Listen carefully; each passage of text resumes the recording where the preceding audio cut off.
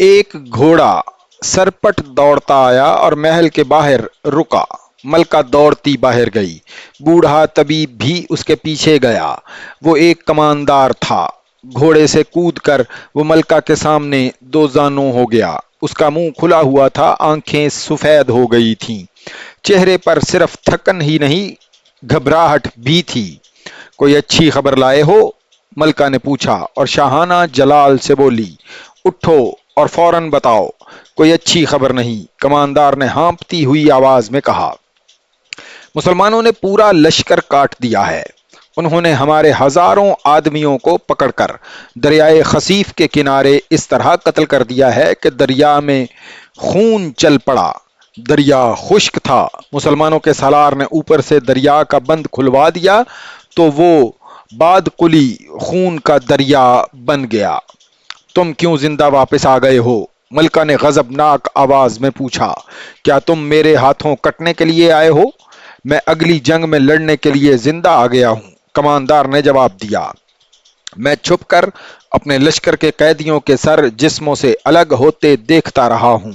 خبردار، ملکہ نے حکم دیا، یہ خبر یہیں سے واپس لے جاؤ شہنشاہ فارس کو۔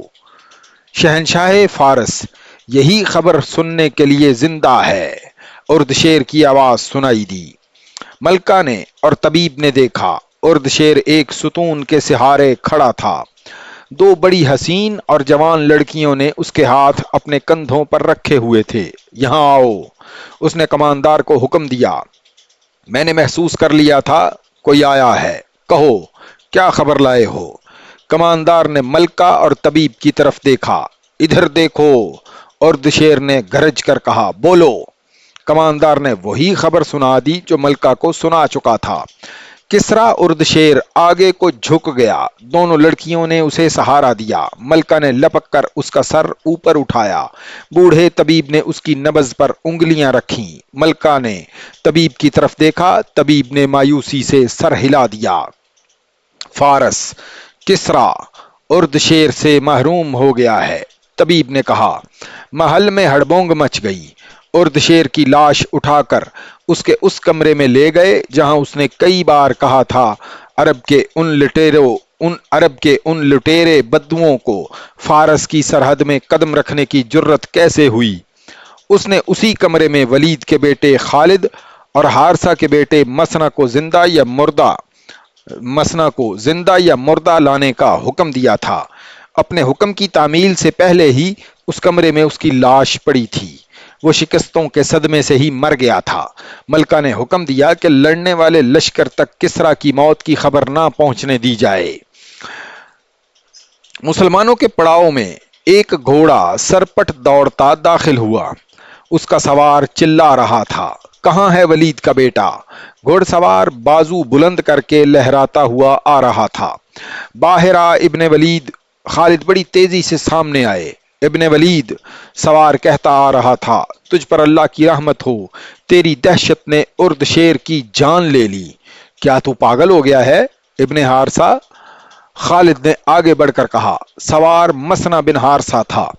وہ گھوڑے سے کودا اور اتنے پرجوش طریقے سے خالد سے بغلگیر ہوا کہ خالد گرتے گرتے بچے۔ مدائن کے محل رو رہے ہیں، مسنہ نے خوشی سے بے قابو آواز میں کہا۔ اردشیر کو مرے آج 4 دن ہو گئے ہیں۔ میرے 2 آدمی مدائن کے محل میں موجود تھے۔ وہاں حکم دیا گیا ہے کہ اردشیر کی موت کی خبر اس کے لشکر کو نہ دی جائے۔ خالد نے اپنے دونوں ہاتھ آسمان کی طرف پھیلائے۔ میرے اللہ، انہوں نے کہا، میں تیرا شکر کس طرح ادا کروں؟ مجھے فتح کے تکبر اور غرور سے بچائے رکھنا خدائے ذوالجلال۔ سب تعریفیں تیرے لیے اور صرف تیرے لیے ہیں۔ خالد نے ہاتھ نیچے کر کے ادھر ادھر دیکھا اور بلند آواز سے کہا، اپنے تمام لشکر کو یہ مژدہ سنا دو کہ فارس کی وسیع و عریض شہنشاہی کا ستون گر پڑا ہے اور یہ اللہ کی دین ہے۔ سب سے کہہ دو کہ کسرا کو تمہاری دہشت نے مارا ہے۔ خالد مسنہ بن حارثہ کو اپنے خیمے میں لے گئے اور اس سے پوچھا کہ آگے کیا ہے۔ تھوڑی ہی دور فارس کا ایک بڑا شہر منیشیا ہے، مثنہ نے بتایا یہ شہر اس لیے بڑا ہے کہ وہاں فارس کی فوج رہتی ہے، اسے فوج کا بہت بڑا اڈا سمجھ لو۔